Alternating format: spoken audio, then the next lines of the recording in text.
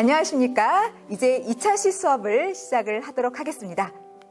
우리는 광고와 마케팅이라는 주제로 다음과 같은 내용들을 이제 학습을 하고 있습니다. 우리는 크게 이제 이번 시간에 4개, 마케팅의 그 정의와 변천, 현대 마케팅, 그리고 이제 광고를 위한 STP 전략, 통합 마케팅 커뮤니케이션 이렇게 배우는데 1차 시에는 마케팅의 정의 변천해서 사전적 의미, 그리고 미국 마케팅 협회가 시기별로 정의했던 내용들, 이런 것들을 배웠습니다. 그리고 이제 현대 마케팅의 모습에서 관계 마케팅과 체험 마케팅을 학습을 했고요. 거기에 이어서 이번 시간에는 이제 광고를 위한 STP 전략해서 세그멘테이션, 그리고 타겟팅, 포지셔닝을 한번 살펴보고, 그리고 통합 마케팅 커뮤니케이션 해가지고 정의, 특징, 장점 이렇게 배워보도록 하겠습니다. 자, 그러면 먼저 STP 전략부터 학습을 하겠습니다. STP 전략이 무엇인가 하면 일단 기업은 마케팅 그런 전략들을 수립을 할 때 이 소비자에 대한 이해를 합니다. 그런 다음에 이 내용을 바탕으로 해서 이 전체 제품 시장을 이제 특정 기준을 가지고, 예를 들어서 뭐 지리적인 기준이라던가 아니면 인구통계학적인 기준, 뭐 심리학적인 기준, 행동적 기준, 이런 특정 기준을 가지고 전체 제품 시장을 세분화, 잘게 나누게 됩니다. 그런 다음에 이렇게 시장을 나눴으면 그 중에서 좀 매력적이고, 그리고 우리 제품에게 적합한 이 표적 시장을 선정을 하게 돼요. 그리고 이제 그 시장에 우리 제품을 적절하게 포지셔닝을 하는 그 일련의 활동들, 이것을 STP 전략 이렇게 부릅니다. 그러니까 여기서 중요한 거는 이제 시장 세분화, 표적 시장 설정, 포지셔닝이에요. 그래서 이것의 앞머리 글자를 따가지고 STP 전략 이렇게 부르는 것이죠. 기업은 우리의 제품, 우리의 서비스 브랜드 이런 것을 이제 경쟁사와 차별화시키기 위해서 이제 이 STP 전략을 쓰게 됩니다. 자, 그러면은 이제 이 중에서 첫 번째 세그멘테이션, 즉 시장 세분화에 대해서 자세하게 설명을 드리도록 하겠습니다. 자, 여러분 질문 하나 하겠습니다. 자, 여기서 이 세분의 뜻이 무엇인가요? 세분이 어떠한 사전적 의미를 갖고 있죠? 세분. 네, 세분은 자세하게, 잘게 나누는 일, 이런 의미죠. 그런데 시장 세분화라고 했으니까 단어 의미 그대로라고 생각하시면 돼요. 시장을 잘게 나누는 거라는 거죠. 그러니까 이 전체적인 이 제품 시장을 특정 기준, 예를 들어서 뭐 인구통계학적인 기준이라던가 아니면은 행동적 기준, 심리학적 기준, 이런 여러 가지 기준을 가지고 그 시장을 여러 개의 작은 시장으로 이제 나누는 거, 이게 바로 시장 세분화가 되겠습니다. 그러니까 시장 중에서 우리가 좀 이제 경쟁 우위를 가지는 세분 시장이 있어요. 그걸 찾아내가지고 거기다가 우리의 모든 마케팅 노력을 집중시키겠다는 그런 의미인 겁니다. 자, 이러한 이제 시장 세분화의 정의를 살펴봤고, 두 번째로 이 시장 세분화의 기준과 종류를 한번 학습을 하겠습니다.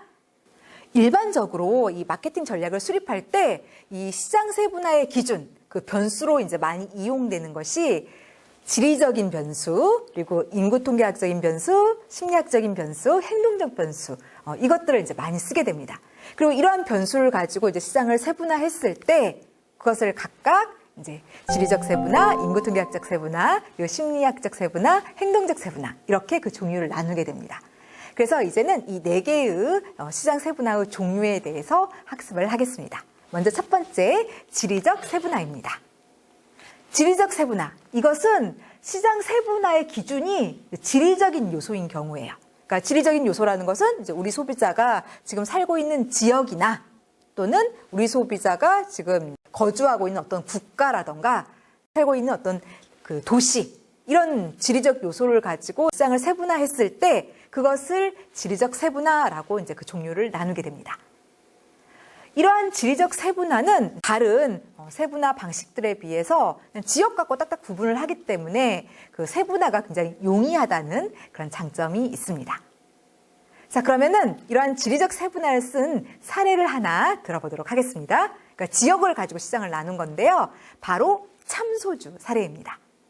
자, 여러분, 참소주, 이거 들어보셨나요? 참소주는 지역 소주예요. 주로 이제 대구, 경북 지역에서 판매되는 소주입니다. 따라서 이게 이제 지역 소주이기 때문에 대한민국 전 지역을 이제 시장으로 해서 광고를 하기보다는 이제 이것이 판매되고 있는 이 대구 시장, 그리고 이제 경북 시장, 이쪽을 이제 세분화해서 여기다가 이제 광고, 이런 마케팅 노력을 집중시키는 게 경제적으로 더 효율적입니다. 그래서 실제로 이제 이 참소주는 대한민국 전 시장 중에서 이제 대구 시장, 경북 시장 이렇게 이제 시장을 세분화했어요. 그리고 이제 다음과 같은 광고 활동을 펼쳤는데요. 일단 이제 이게 지역 소주다 보니까 그 지역의 매체들을 활용을 했습니다. 자, 여러분 여기 한번 봐주세요. 여기가 어딘 것 같나요? 어딘 것 같아요? 네, 지하철입니다. 대구 지하철 2호선인데요. 지금 보시면 배우 이보영을 이제 광고 모델로 기용을 해가지고 이제 참소주 광고를 시작한 다음에 대구 지하철 2호선에다가 이것을 부착을 해서 광고를 집행을 했습니다. 그래서 그 대구 소비자들한테 참소주를 이제 광고를 했던 거죠. 그 다음에 또 이 참소주는 극장 매체를 이용을 했어요. 그래서 대구 쪽에 있는 한일극장, 그리고 아카데미 극장, 메가박스 이렇게 총 5개의 극장을 선택했고, 이제 경북 지역에서는 구미, 포항 이쪽에 있는 3개의 극장을 선택을 했습니다. 그리고 이제 다음과 같은 광고를 이제 집행을 해서 이제 그쪽 소비자들을 이제 공략을 했죠. 지금 보시게 될 이 극장 광고는 일단 배우 이수경을 이제 기용을 했고요. 특히 이제 대학생들의 음주 문화를 광고 안에서 그렸습니다. 아무튼 이 광고를 대구 경북 지역 이쪽 극장에서 집행을 해서 그쪽 소비자들을 공략을 했습니다. 자, 극장 광고 한번 보시겠습니다.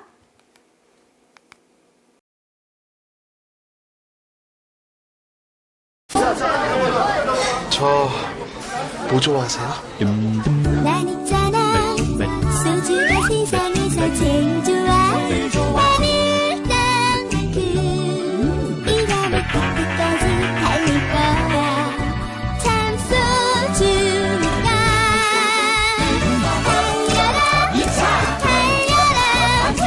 달려라 언니 내 주량 끝까지 달려라 난 있잖아 취해지니까 밤새워 달렸어도 깔끔하게 참소주처럼 수경이의 참 깨끗한 아침은 참소주로부터 참소주 좋아 참소주는 지역 소주입니다. 그렇기 때문에 대한민국 전 지역을 시장으로 삼은 게 아니라 이제 시장을 세분화했죠. 대구 시장, 경북 시장. 이렇게 이제 시장을 세분화하고 이제 그쪽 지역 소비자들을 공략할 수 있는 지역 매체들. 그러니까 대구 지하철이라던가 또는 이제 그쪽에 있는 극장들, 이런 것들을 이제 매체로 활용해서 이런 광고들을 소비자한테 전달을 했고, 그리고 이제 공략을 했습니다. 그러니까 대구 지역, 그리고 경북 지역, 이제 이런 시장들을 세분화해서 활용을 했으므로 이 참소주 같은 경우에는 지리적 세분화의 사례다라고 이제 할 수가 있겠습니다. 자, 이제 두 번째 인구 통계학적 세분화를 보겠습니다. 이것은 이제 시장 세분화의 기준이 인구 통계학적인 요소입니다. 인구 통계학적인 변수라는 건 뭐냐면 좀 상대적으로 객관적이고 외적인 그런 요소들이에요. 그러니까 뭐 성별이라던가 나이, 인종 이런 것들이 이제 여기에 들어가죠. 그리고 이걸 가지고 이제 시장을 나누는 거, 이것을 인구 통계학적 세분화 이렇게 부릅니다. 이 인구 통계학적 세분화는 이제 여기서 사용되는 이런 변수들, 연령, 성별, 인종 이런 변수들이 다른 변수들에 비해서 측정이 용이하다는 그런 장점이 있습니다. 그래서 변수 측정이 굉장히 쉽기 때문에 이 방식은 상당히 많이 이용이 되는 그런 시장 세분화 그런 방식입니다. 자, 여기서 말하는 인구 통계학적 변수를 조금 더 설명을 하겠습니다. 인구 통계학적 세분화를 할 때는 이러한 인구 통계학적인 변수들을 이용을 하게 됩니다. 일단 성별, 남자냐 여자냐 이렇게 이제 사람들을 나누는 거예요. 그 다음에 이제 연령, 그러니까 10대냐 20대냐 30대냐 이렇게 이제 소비자를 구분하는 거고요. 소득, 월 수입이 100만 원 미만이냐, 아니면 100만 원에서 200만 원 미만이냐, 아니면 이제 200만 원에서 300만 원 미만이냐, 이렇게 이제 시장을 나누는 거고요. 그리고 학력, 이제 사람들이 이제 초졸이냐, 중졸이냐, 뭐 대졸이냐, 이런 식으로 이제 구분을 하는 거. 그리고 이제 직업은 소비자들이 주부냐, 학생이냐, 전문직이냐, 이렇게 이제 구분을 해보는 겁니다. 자, 그 다음에 이제는 심리학적 세분화를 보겠습니다. 이것은 소비자를 심리학적 변수들, 그러니까 상대적으로 좀 내적인 변수들이에요. 그러니까 다시 말해서 개성, 라이프 스타일, 사회 계층, 이런 걸 가지고 시장을 세분화하는 것을 심리학적 세분화라고 얘기합니다. 여기서 말하는 이 변수들을 조금 더 자세히 살펴보면은 일단 개성이라는 것은 뭐냐면 한 개인이 가지는 이제 내적인 그런 특징들을 말을 합니다. 그 다음에 라이프 스타일, 이것은 한 사람의 이제 삶의 방식, 습관을 얘기를 하는 거고요. 그 다음에 사회 계층, 이것은 한 사람의 사회적인 지위를 이야기를 합니다.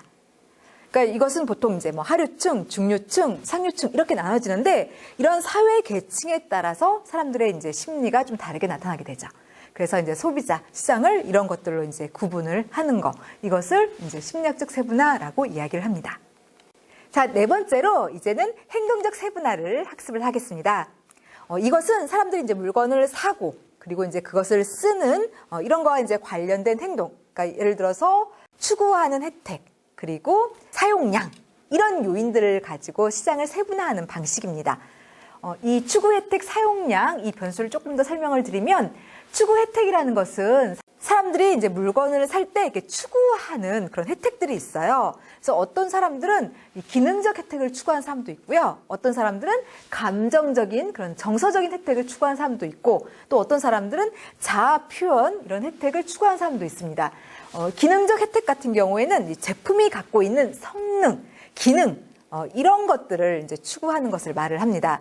그리고 정서적 혜택 같은 경우에는 물건을 이제 사고 이렇게 씀으로써 거기서 어떤 즐거움이나 풍요로움, 정서적인 만족 이런 것을 얻고자 하는 것을 얘기를 하는 거고요.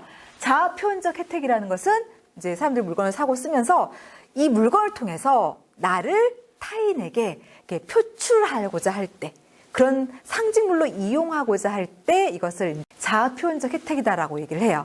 그래서 어떤 사람들은 난 기능이 중요해 해서 기능만 보고 이제 물건을 샀다면 이제 그 사람은 이 기능적 혜택을 추구했다라고 볼 수가 있는 거죠. 그래서 소비자가 물건을 살 때 뭘 추구하느냐, 성능을 추구하느냐, 아니면은 이제 감각의 그런 만족 이런 것들을 추구하느냐, 아니면 가치 표현 이런 걸 추구하느냐에 따라서 이제 소비자를 세분화할 수가 있죠. 다음 사용량을 보겠습니다. 이것은 사람들이 이제 물건을 사는 그 양을 보고 이제 구분을 하는 건데, 만약에 많이 소비자들이 산다면 이 소비자를 헤비 유저라고 부릅니다. 그리고 이제 중간 정도로 구입을 하면 미디엄 유저, 조금 사면 라이트 유저, 안 사면 넌 유저라고 이제 소비자를 구분을 하죠. 자, 아무튼 이렇게 소비자가 물건을 사고 쓸 때 이제 이것과 관련된 행동을 가지고 시장을 세분화했다면 그거는 행동적 세분화가 되겠습니다.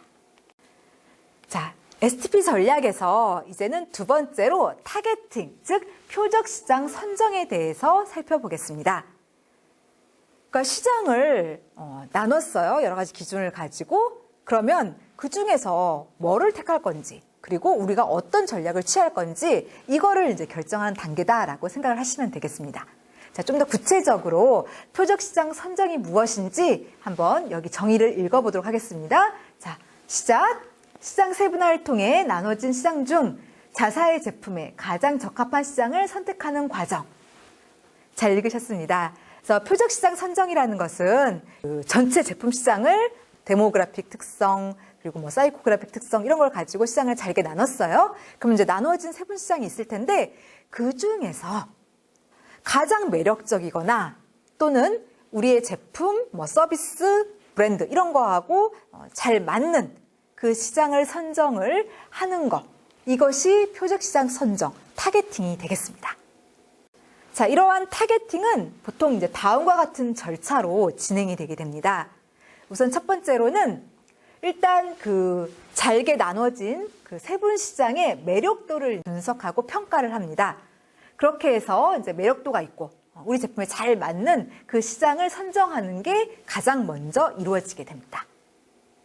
그래서 이제 선정을 했어요. 그러면 이제 두 번째 절차는 뭐냐면 이 시장을 우리가 이제 어떠한 방법으로 공략할 건가? 그러니까 차별적 전략을 취할 건가? 아니면 비차별적 전략을 취할 건가? 아니면 집중화 전략을 취할 건가? 이런 식으로 전략을 수립하는 게 두 번째 절차가 되겠습니다. 자, 그러면은 이제 이 절차를 이제 하나하나 살펴보겠습니다. 첫 번째, 세분시장 분석입니다. 자, 세분시장 분석. 이 세분시장 분석에서는 이제 그 전체 제품 시장이 지금 잘게 나눠져 있어요. 이러한 그 세분 시장들 중에서 매력도가 있는 시장, 이것을 이제 평가하고 분석해서 이제 선정하는 그런 단계입니다. 아무튼 이제 세분 시장의 매력도, 이걸 이제 평가를 하고 우리 제품과 얼마나 잘 맞는가 이런 것들을 이제 평가를 하는데 그때 이용하는 그 요인이 뭐냐면 여기 나와 있는 이 세 개의 요인, 즉 세분 시장 요인, 그리고 이제 경쟁 요인, 적합성 요인, 이것이 그 평가할 때 사용되는 요인들입니다. 그래서 이 세 요인에 대해서 살펴보겠습니다. 먼저 세분시장 요인입니다. 이 세분시장 요인에는 좀 더 세부적으로 이제 시장 규모, 시장 성장률 이런 것들이 들어갑니다. 그래서 마케터는 이제 그 각각의 세분시장별로 여기에 규모는 어떤지, 그 다음에 성장률은 어떤지 이런 것들을 체크를 해줘야 됩니다. 시장 규모에서는 이제 이 세분 시장이 적절한 규모인가를 봐야 돼요. 그러니까 다시 말해서 우리가 여기 들어갔을 때 충분한 이익, 매출을 올릴 수 있는지를 봐야 된다는 것이죠. 그 다음에 이제 시장 성장률은 이 세분 시장이 앞으로 더 커질 수 있는 그런 시장인지를 봐야 됩니다. 그리고 각 세분 시장별로 잠재 수요는 어느 정도인가 이런 것들도 이제 시장 성장률 부분에서 체크를 해야 됩니다. 근데 사실 이 시장 규모나 시장 성장률 이런 것들이 크면 좋아요. 그럼 바람직한 이제 세분 시장인 건데 사실 이게 우리한테 좋다면 그건 곧 경쟁사에게도 좋은 그런 의미입니다.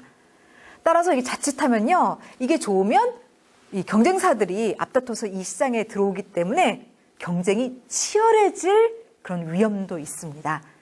그래서 이런 것들도 좀 감안해 줘야 됩니다. 자, 그 다음 경쟁 요인입니다.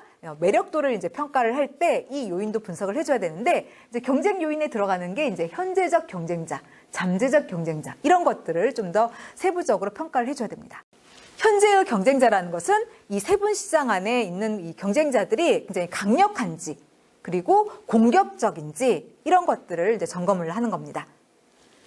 그리고 사실 이런 그 경쟁자들의 강력함, 공격성 이런 강도만 여기서 체크를 하는 건 아니에요.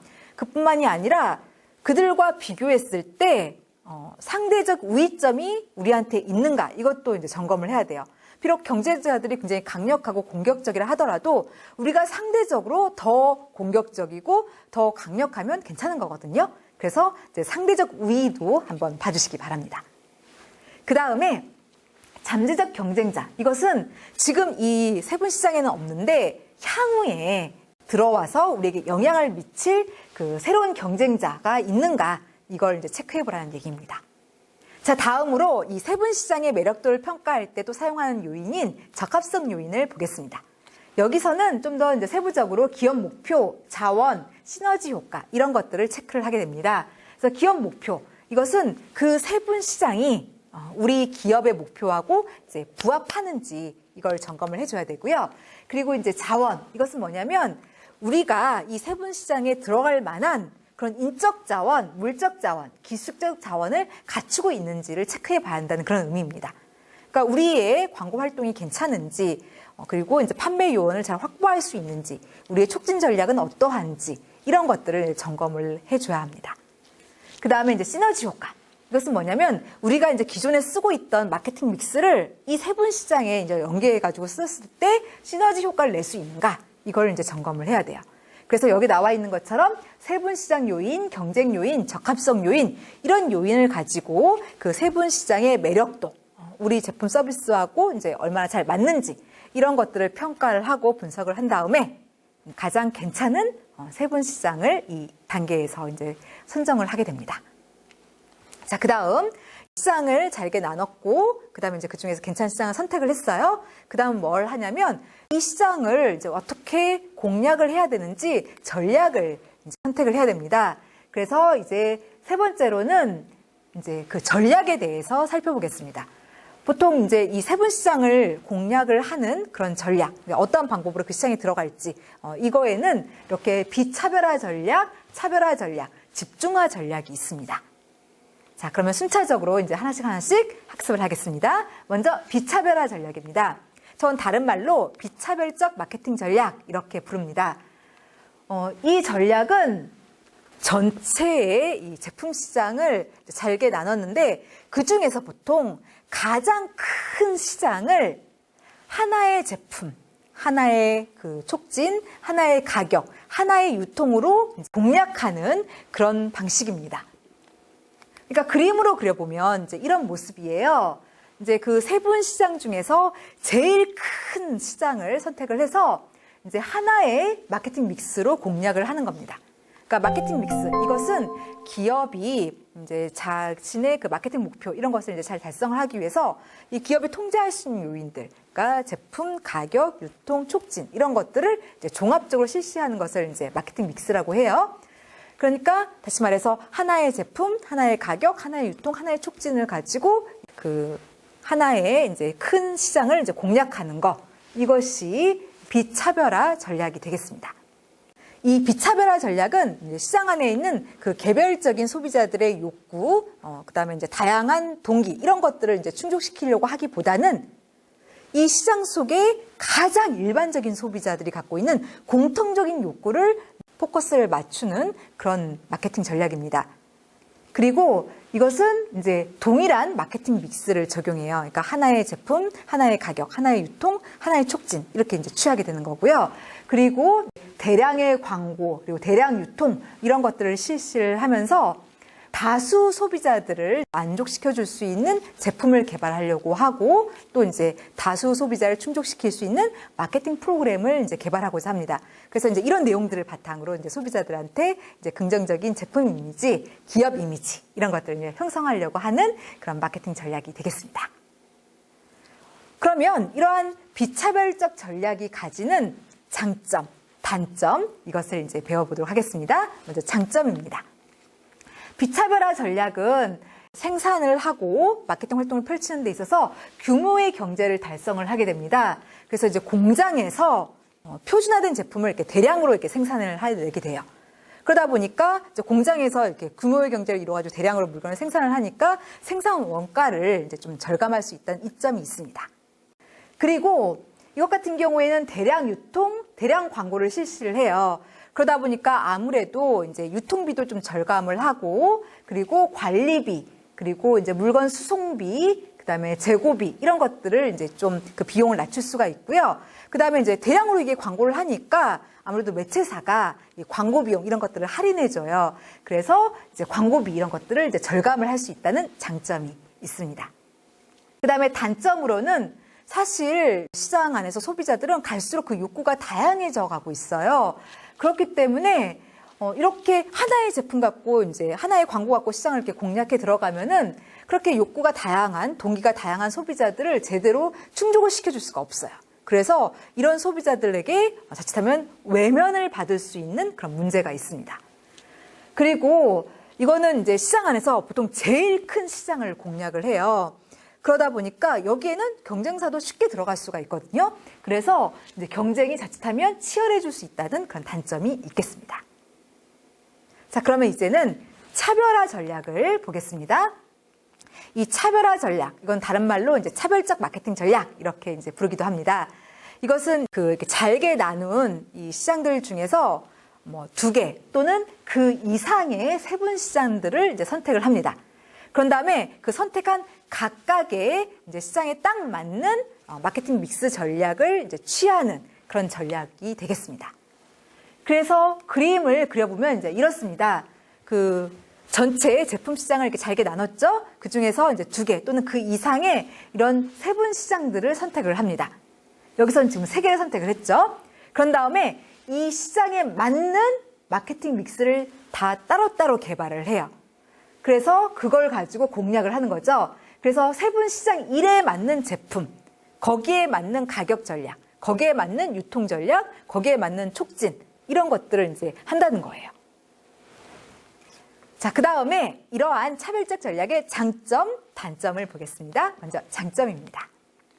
일단 첫 번째 장점으로는 이거는 이제 각각의 세분 시장에 맞는 마케팅 믹스 전략을 이제 취해서 이제 공략하는 방식이죠.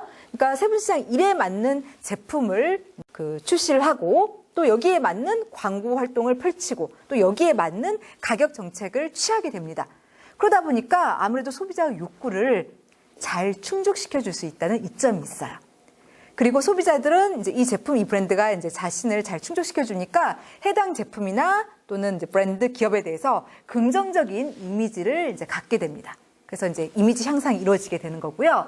그리고 소비자들은 자기의 욕구나 동기, 뭐 필요로 하는 거 이런 것들을 이제 해당 제품들이 잘 충족을 시켜주니까 향후에도 계속해서 그 물건을 구매를 하게 됩니다. 그러니까 재구매 유도 이것이 잘 일어나게 된다는 이점이 있어요. 그래서 장기적인 관점에서 봤을 때 이 전략은 총 매출을 이제 증대시킬 수 있다는 그런 이점이 있는 그런 전략이라 할 수 있겠습니다. 하지만 단점도 있죠. 우리가 금방 살펴봤던 비차별화 전략에 비하면 이 차별화 전략은 상대적으로 이제 좀 비용이 많이 들어간다라는 문제점이 있습니다.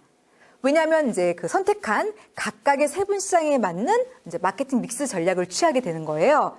그러다 보니까 아무래도 이제 각각의 제품들을 만드는 제품 생산비가 이제 많이 들어가게 될 수밖에 없고요. 또 그리고 아무래도 광고비도 훨씬 더 많이 들어가게 되고 유통비 그리고 재고 관리비 그리고 뭐 일반 관리비 이런 식으로 이제 그 관련 비용들이 상대적으로 좀 더 많이 들어간다는 그런 문제점이 있습니다. 자, 이제는 세 번째로 집중화 전략을 살펴보도록 하겠습니다. 집중화 전략, 이건 다른 말로 집중적 마케팅 전략 이렇게 부르기도 합니다.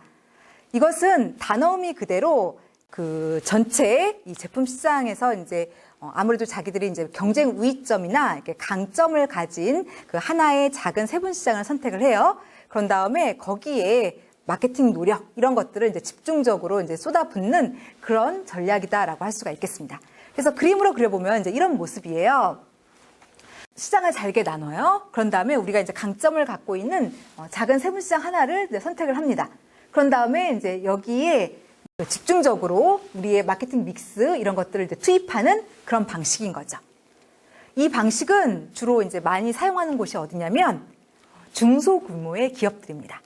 이들은 아무래도 이게 자금이 부족할 수밖에 없어요. 그래서 우리가 아까 전에 살펴봤던 그런 차별화 전략 이런 것들을 좀 취하기가 어렵다 보니까 이제 이 집중화 전략을 이제 많이 씁니다. 그리고 아까 전에 살펴봤던 이제 비차별화 전략 같은 경우에는 보통 아이스크림이나 맥주, 과자 이런 저관여 제품 또는 그 저가 제품들 이런 제품들이 비차별화 전략을 많이 사용을 합니다. 그리고 차별화 전략 같은 경우에는 이제 고관여 제품들 그리고 이제 고가 제품들이 이 전략을 많이 사용을 하죠. 아무튼 이러한 집중화 전략의 이제 장점과 단점에 대해서 학습을 하겠습니다. 먼저 장점부터 보겠습니다. 이 집중화 전략의 장점으로는요, 이거는 이제 잘만 쓰게 되면은 그 세분 시장에 대해서 이제 기업이 전문성이나 충분한 지식을 갖출 수가 있게 돼요.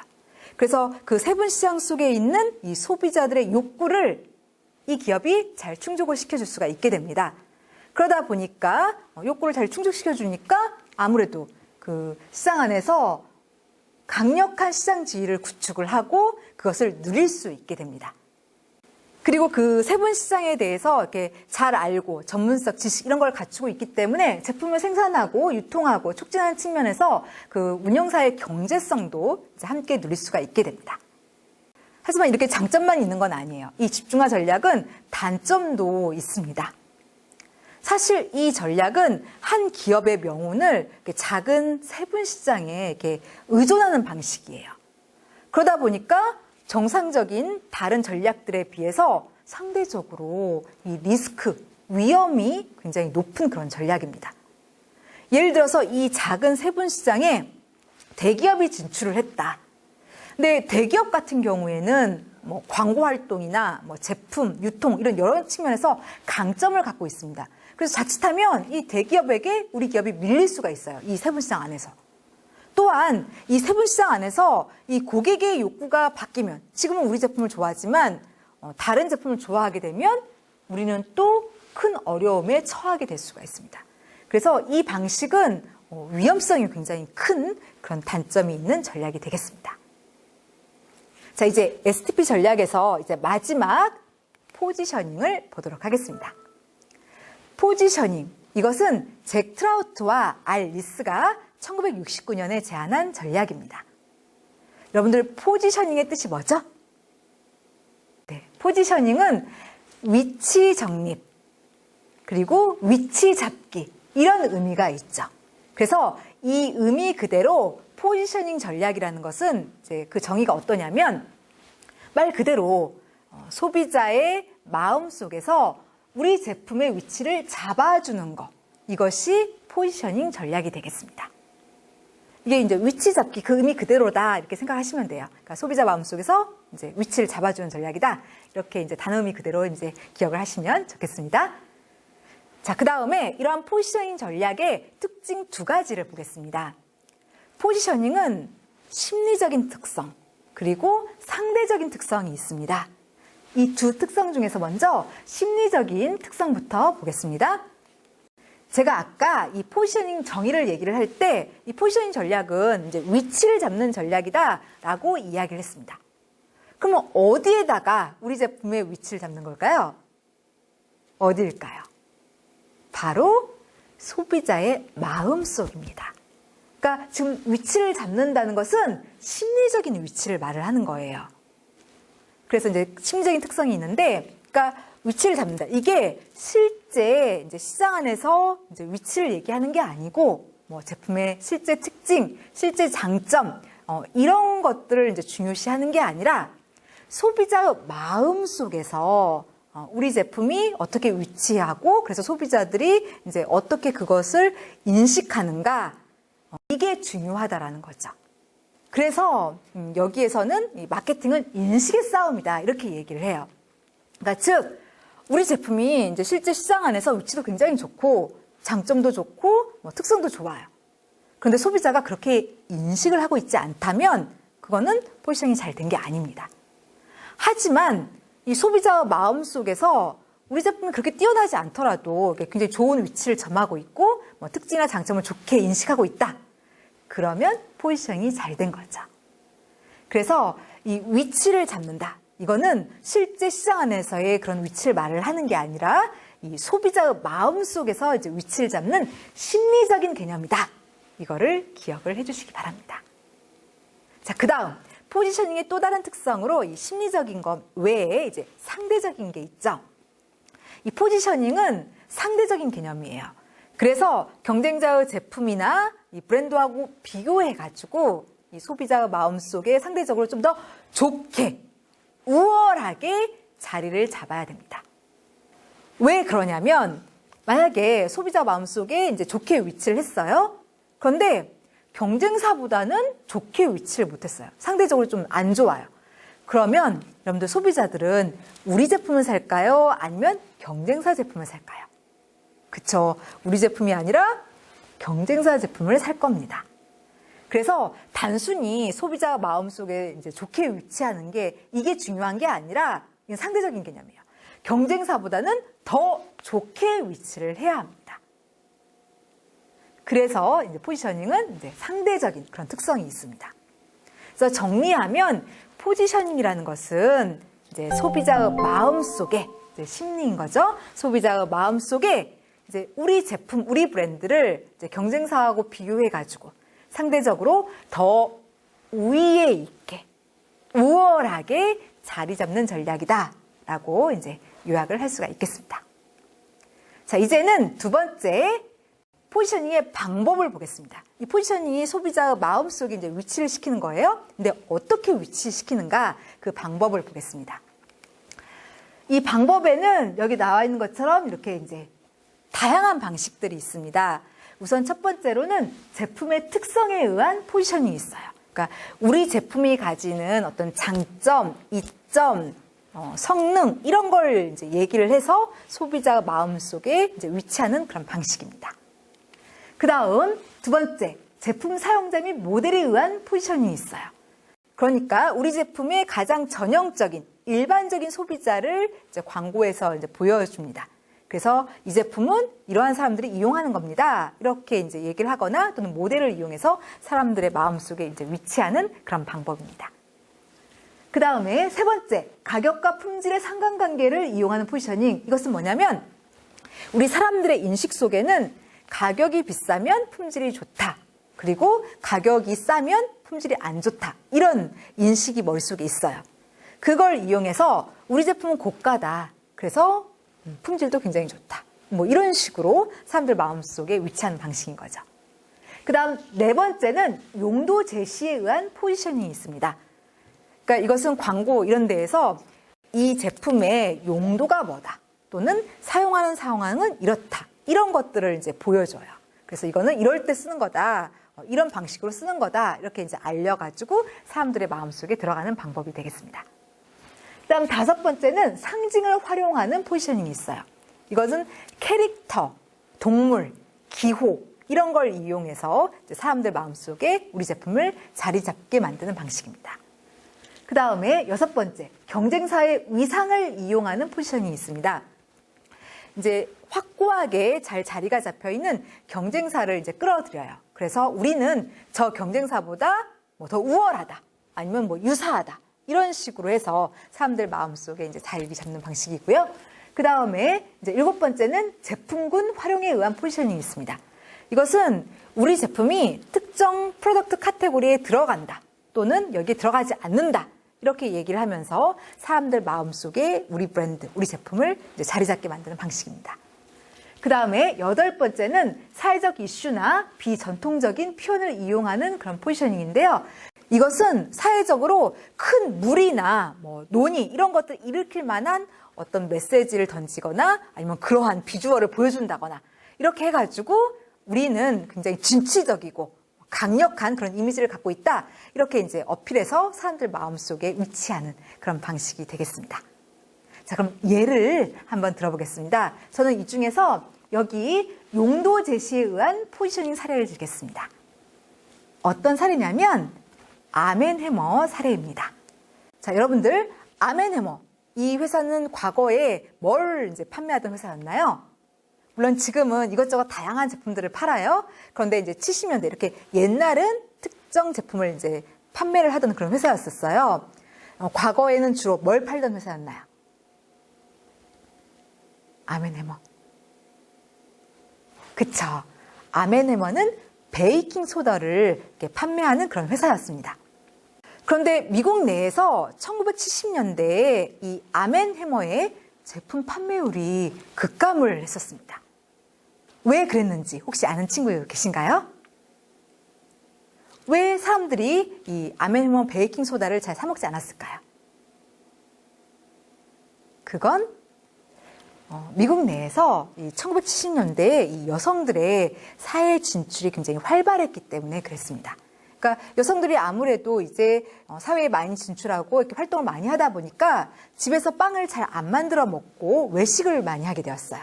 그러면서 당연히 이 빵을 이렇게 부풀게 할 때 쓰는 이 베이킹 소다, 이 아멘해머의 제품 판매율도 감소하게 되었던 것이죠. 그래서 이 아멘해머는 어떻게 다시 제품의 그런 판매를 증대시킬 수 있을까? 이것을 이제 고민하기 시작을 했어요.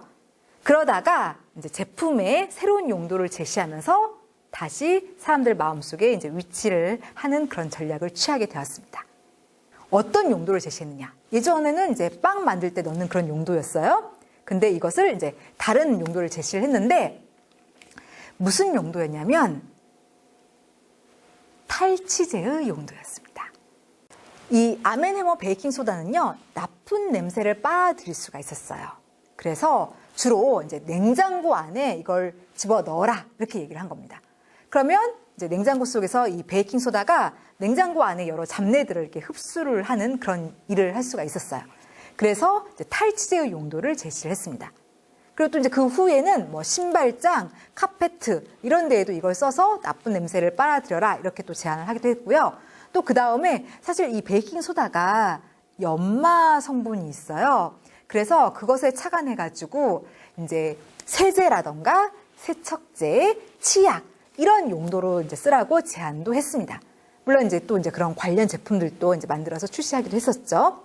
그래서 이렇게 다양한 용도들을 이제 제시를 했어요. 그래서 이제 광고 안에서 이 아멘해머 베이킹 소다는 이렇게 쓸 수 있다 용도를 얘기를 했습니다. 그래서 보시다시피 이렇게 욕조를 닦는 데 써라. 그리고 손 씻고 발 씻고 치아 닦는 데 써라. 이렇게 용도를 제시했고요. 그리고 이제 TV 광고를 보여드릴 거예요. 보시면은 집안 모든 곳에 써라.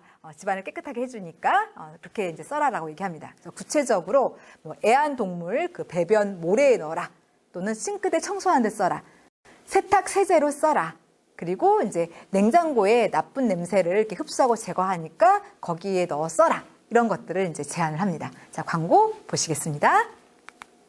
Another money-saving secret. For about $1 a box, Arm & Hammer Baking Soda cleans and deodorizes your whole house. Take it everywhere. It won't scratch the stainless. It works with your detergent for cleaner, fresher clothes. It absorbs and eliminates odors down here, in the freezer, and right here. A new box keeps your fridge smelling fresh and your food tasting fresher longer.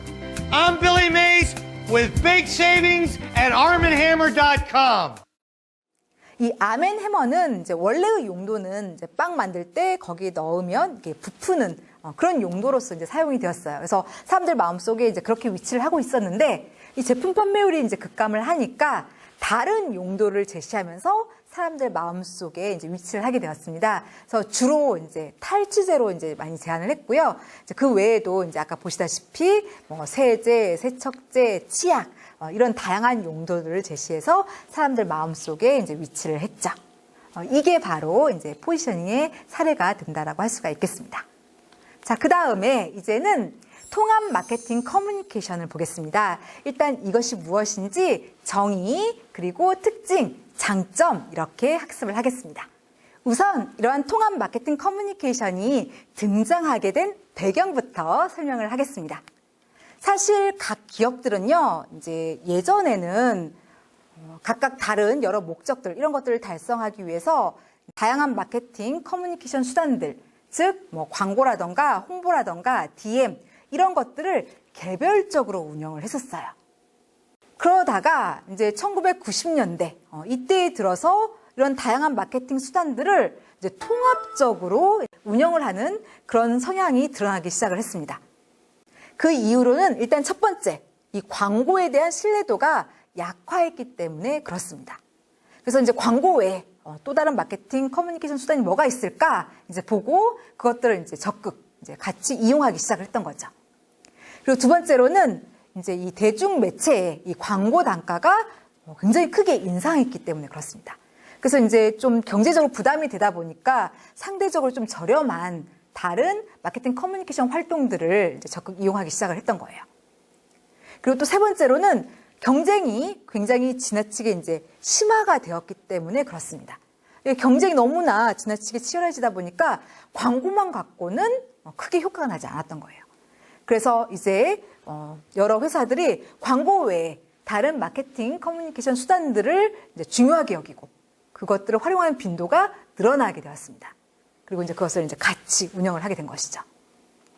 그리고 이외에도 매체의 세분화라던가 또는 이 소비자들의 세분화 이런 것들이 이제 맞물리면서 이 통합 마케팅 커뮤니케이션이 이제 등장을 하게 되었던 것입니다. 이러한 통합 마케팅 커뮤니케이션의 정의, 특징, 장점 이것을 이제 순차적으로 배워보도록 하겠습니다. 먼저 첫 번째, 통합 마케팅 커뮤니케이션의 정의입니다. 자, 여기 보시면 이 통합 마케팅 커뮤니케이션의 정의가 나와 있어요. 우리 이 정의를 다 같이 한번 큰 목소리로 읽도록 하겠습니다. 읽으시면서 뭐가 핵심일까? 이것 좀 머릿속으로 생각해 주시기 바랍니다. 자, 통합 마케팅 커뮤니케이션이 무엇인지 읽겠습니다. 자, 시작! IMC는 광고, DM, SP, PR 등 다양한 커뮤니케이션 수단들의 전략적인 역할을 비교 검토하고 면요성과 정화성 측면에서 최대의 커뮤니케이션 효과를 거둘 수 있도록 이들을 통합하는 총괄적인 계획의 수립 과정이다. 잘 읽으셨습니다. 여러분, 이 정의를 읽으시면서 이제 핵심을 찾아보셨나요? 여기서 이제 중요한 게 무엇일 것 같나요? 일단 첫 번째 핵심은 바로 이제 이것입니다. 다양한 커뮤니케이션 수단들을 이용한다라는 거예요. 그러니까 소비자한테 한 회사의 메시지를 전달할 수 있는 수많은 수단들을 이제 고려를 한다는 겁니다. 뭐 광고 하나 뭐 이렇게 이용을 하는 게 아니라 뭐 PR이라던가 뭐 DM이라던가 SP라던가 퍼블리시티라던가 이런 여러 가지 수단들을 메시지를 잘 전달할 수 있는 여러 가지 수단들을 고려한다라는 거. 이것이 첫 번째 이 정의의 핵심이 되겠습니다. 두 번째 이 정의의 핵심은 바로 이러한 수단들을 통합을 한다라는 거예요. 그러니까 뭐 광고, PR, 퍼블리시티 이런 것들을 이제 같이 이제 쓰는데 그 과정에서 한 수단이 갖고 있는 단점을 다른 수단이 상쇄하게끔 하고요. 그리고 이 각각의 수단들이 동일한 회사의 메시지를 일관되게 전달하게끔 하려고 한다라는 것이 두 번째 핵심이 되겠습니다. 그리고 세 번째 핵심은 바로 전략적인 의사결정을 하려고 한다라는 거예요. 그러니까 이것은 뭐 광고, PR, 퍼블리시티 이렇게 다양한 수단들을 다 쓴다는 그런 개념이 아니고 이제 이것을 전략적으로 비교 검토를 해요. 그 중에서 이걸 이제 섞어서 쓸 때 시너지 효과를 낼 수 있는 게 무엇인가 그걸 찾아내 가지고 그것들을 이제 결합해서 사용함으로써 최고의 커뮤니케이션 효과를 거두려고 한다라는 것입니다. 아무튼 이제 이 정의는 이러한 핵심적인 요소를 가지고 있고요. 정의는 좀 복잡한데 정리를 하면 이 IMC라는 것은 이제 광고면 광고, 뭐 홍보면 홍보 이런 식으로 하나의 수단만 이용하는 게 아니고요. 다양한 마케팅 커뮤니케이션 수단들, 그러니까 광고, PR, 퍼블리시티, DM 이런 식으로 다양한 수단들을 통합적으로 이제 사용을 해서 시너지 효과를 내려고 한다라는 거. 이것이 IMC다 이렇게 기억을 하시면 되겠습니다. 이렇게 말로만 하면 이게 좀 와닿지 않으실 수 있을 것 같아서 제가 광고 사례를 하나 들어보도록 하겠습니다. 바로 이제 에비앙 사례인데요. 먼저 여러분들에게 이제 영상 매체를 이용한 광고를 보여드리겠습니다. 여러분들 이걸 보시면서 컨셉이 무엇인가, 주제가 무엇인가를 좀 생각해 주시기를 바랍니다. 잠깐 스토리를 조금 설명을 해드리면 한 사람이 바닷가에서 서핑을 즐기고 있었습니다. 그런데 실수로 그만 바다에 이렇게 빠지게 되었어요. 그리고 그 과정에서 보드가 이 사람의 머리를 탁 쳐가지고 이 사람이 그만 기절을 하게 되었습니다. 자, 이 사람은 어떻게 되었을까요? 자, 여러분들은 컨셉, 주제를 생각하시면서 광고 보시겠습니다.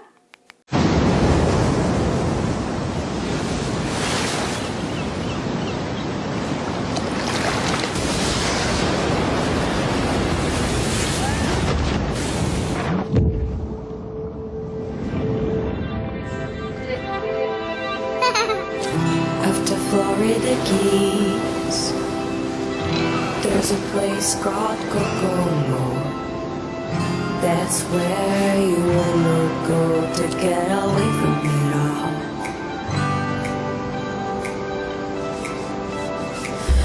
Bodies in the sand, tropical drink melting in your hand. We'll be falling in love to the rhythm of a still drum man. Aruba, Jamaica, ooh, I wanna take you to Bermuda, Bahama, come on, pretty mama, Key Largo, Montego, baby, I wanna take you to Coco, get there fast and take it slow. That's where we wanna go, way down in Coco. Aruba, Jamaica, ooh, I wanna take you to Bermuda, Bahama, come on, pretty mama.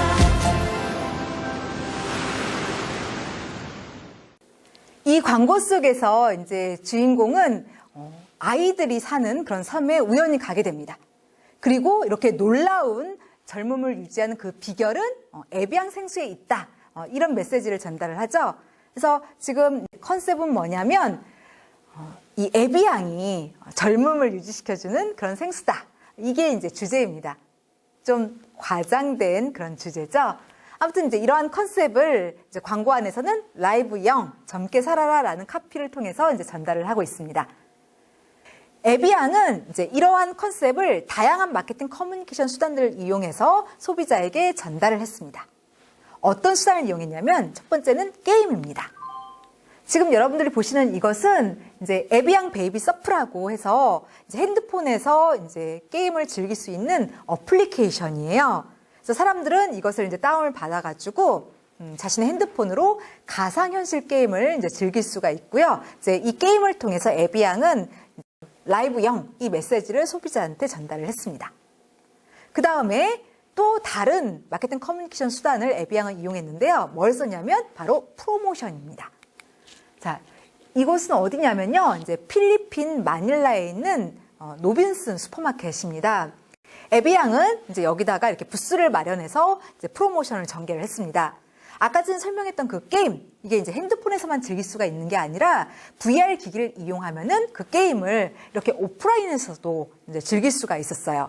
그래서 이렇게 필리핀 그리고 이제 이외에도 뭐 스웨덴 이런 여러 나라에서 이렇게 이제 그 부스를 열어가지고 사람들이 그 에비앙 베이비 서프라는 게임을 이제 즐겨볼 수 있게 했었습니다. 그래서 이런 프로모션을 이제 진행을 했었고요. 그 다음에 이제 인쇄 매체를 이용해서 이런 광고를 집행을 했습니다. 모델 지지 하디드를 비롯해서 이제 많은 모델들을 기용을 했는데요. 지금 보시면은 에비앙을 마시게 되면은 이렇게 젊음을 유지할 수 있다. 이제 이런 메시지를 이제 전달을 하고 있습니다. 그리고 여러분 여기 한번 봐주세요. 여기 어디인 것 같아요? 그렇죠. 버스 정류장이에요. 그러니까 뉴욕에 있는 버스 정류장인데 여기에 이렇게 이제 보통의 모습 그리고 이제 에비앙을 마시고 이제 젊어진 모습 이 이제 모습을 제시를 해서 라이브형 이 메시지를 일관되게 전달을 했습니다. 자, 그리고 여기 한번 봐주세요. 자, 여기는 이제 그 거리의 부스예요. 이걸 또 이제 광고 매체로 이용을 했고요. 이것은 무엇인 것 같나요? 이거?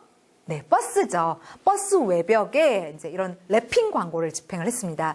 그래서 이제 에비앙을 마시면 이렇게 젊음을 유지할 수 있다. 이런 메시지를 또 일관되게 전달을 하고 있죠. 그리고 또 제품 패키지도 활용을 했습니다. 그래서 이렇게 에비앙 생수병에다가 이제 보통의 모습, 에비앙을 마시고 젊어진 모습, 이것을 이제 제시를 해가지고 라이브형 메시지를 전달을 했죠. 또한 이 에비앙은 프랑스의 그 편집사비인 콜레트하고 콜라보레이션을 진행을 했어요. 그래서 이제 의류, 슬리퍼 이런 것들을 이제 출시해서 판매를 했는데 또한 에비앙은 프랑스의 그 편집사비인 콜레트하고 콜라보레이션을 진행을 했어요. 그래서 이제 에비앙 셔츠 그리고 슬리퍼 이런 것들을 이제 출시를 했는데요. 한번 보실까요? 자, 이게 이제 그때 출시했던 티셔츠예요. 그래서 이걸 입게 되면은 마치 아이처럼 보이게 이렇게 만들었고요. 그 다음 슬리퍼도 이제 출시를 했는데 그 디자인은 이렇습니다. 자, 여러분 여기 슬리퍼 한번 봐주세요. 여기 이 그림이 무슨 그림 같나요?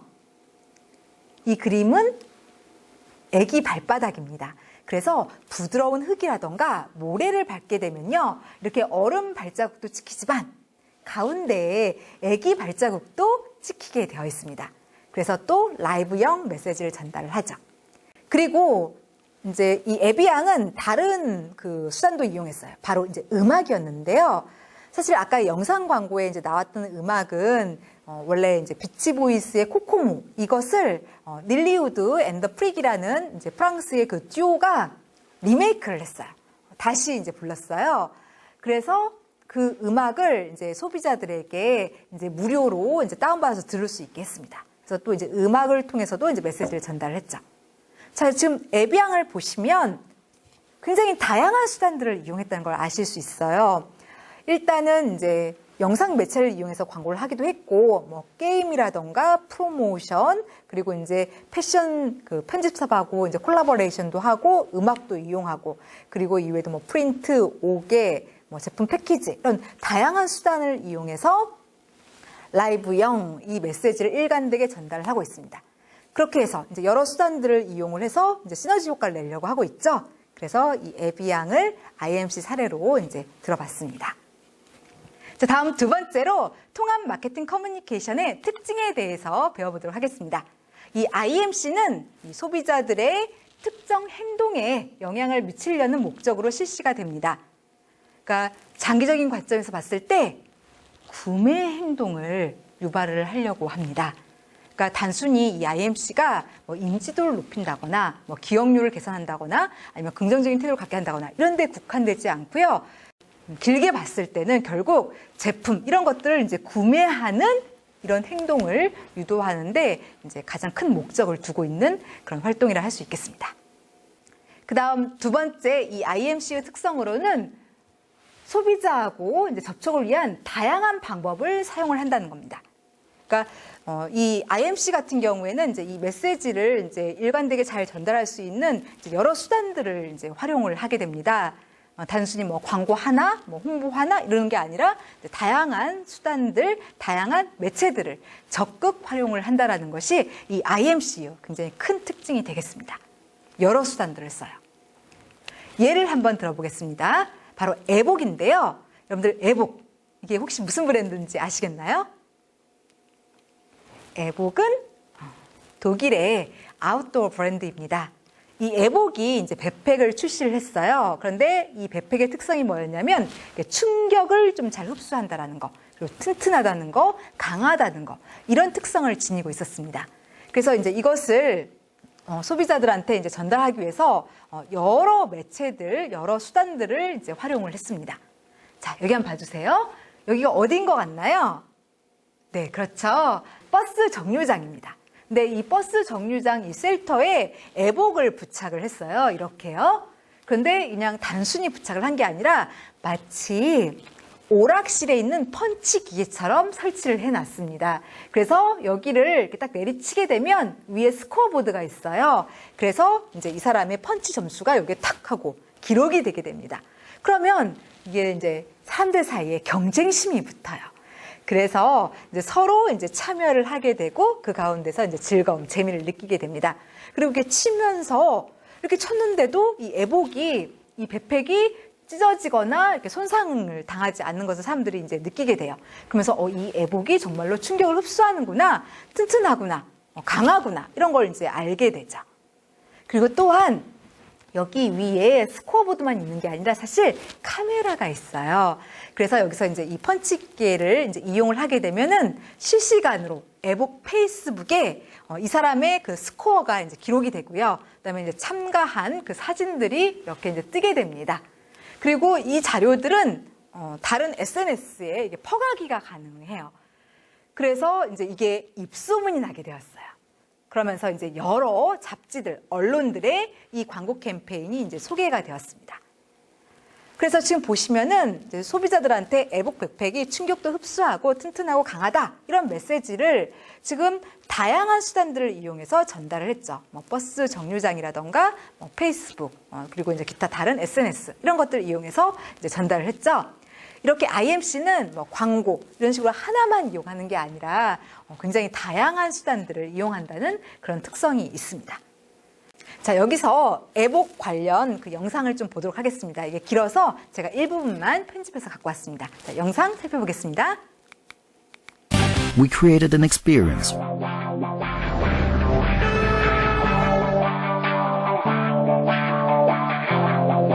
The Evoque Indestructible Billboard.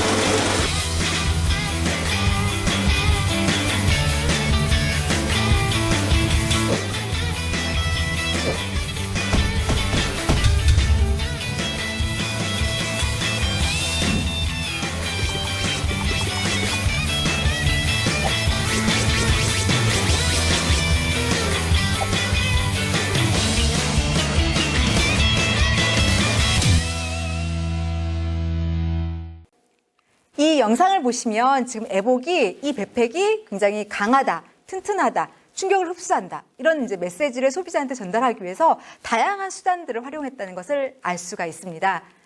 그러니까 보시면 버스 정류장도 이용을 했고요. 그리고 이제 에복의 페이스북도 활용을 했고 또 그리고 이제 다양한 뭐 SNS, 사람들이 이렇게 펴가면 이제 그런 SNS를 이용하게 되는 거죠. 또 이런 것도 활용을 했어요. 그래서 여기서 알 수 있듯이 IMC는 뭐 광고면 광고 이런 식으로 하나의 수단만 이제 이용을 하는 게 아니라 보시다시피 이제 다양한 수단들을 이용을 합니다.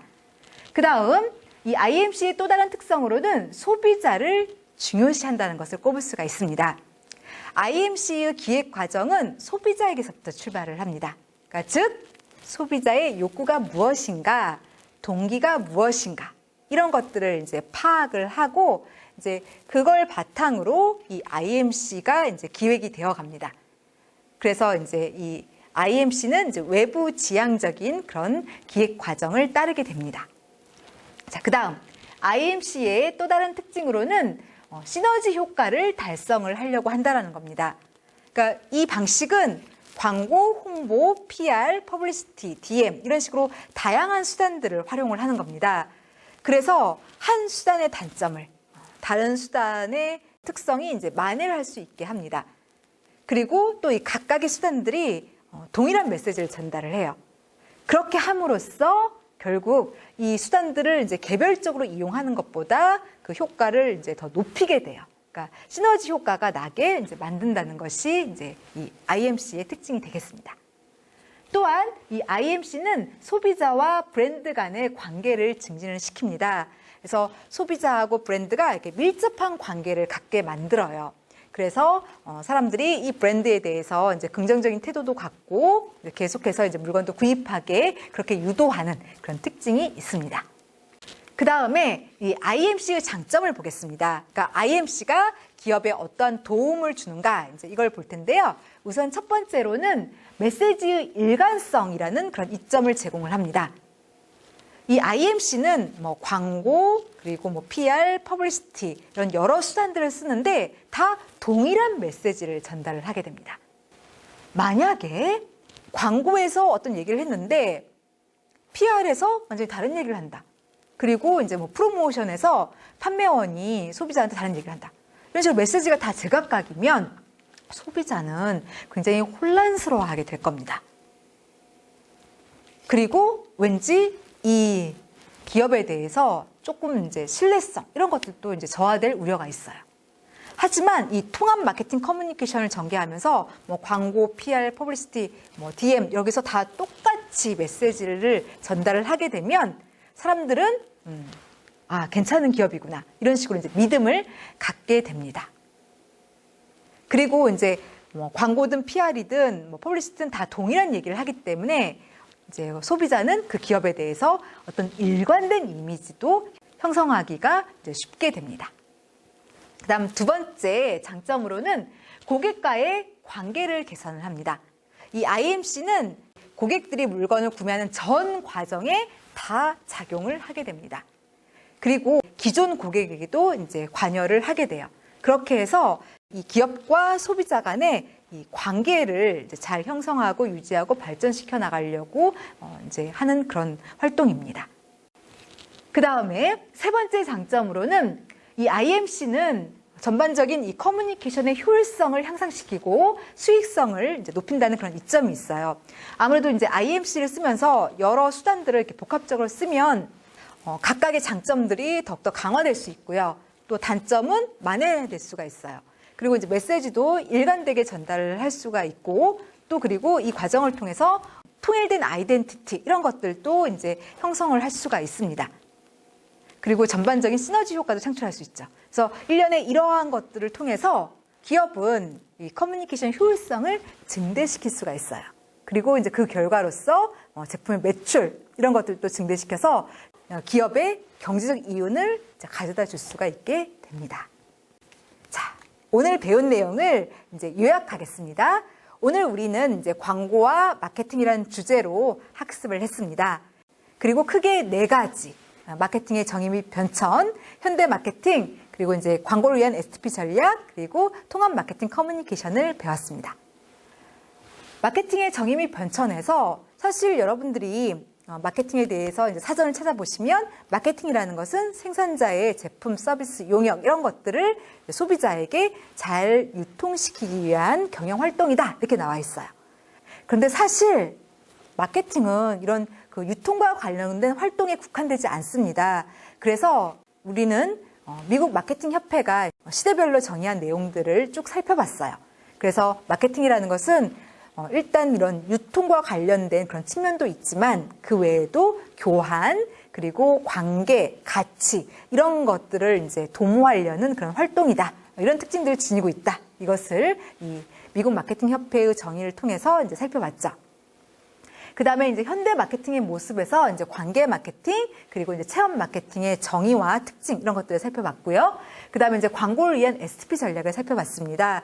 그래서 일단 이 전략은 광고주의 제품이나 서비스 이런 걸 차별화하기 위해서 이제 실시를 하는 것으로, STP 전략이라는 것은 기업이 마케팅 전략 이런 것들 수립할 때 일단 소비자를 좀 이해를 해요. 그런 다음에 그걸 바탕으로 이 전체 제품 시장을 특정 기준, 그러니까 데모그래픽 특징 또는 사이코그래픽 특징, 지리적인 변수 이런 걸 이용해서 잘게 세분화를 합니다.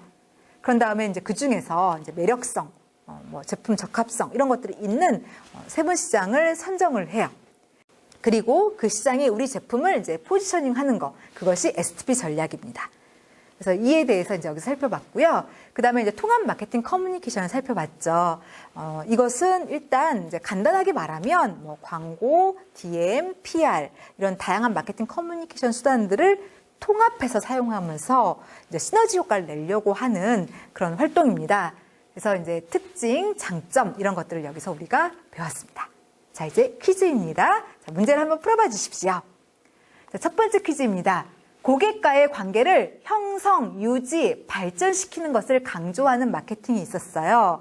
그 한 번 고객을 우리의 영원한 고객으로 이제 만들려고 하는 거죠. 그래서 고객 생애 가치 이런 걸 이제 증대시키려고 하는 마케팅이 있었는데 그걸 뭐라고 부르죠? 네, 바로 관계 마케팅입니다.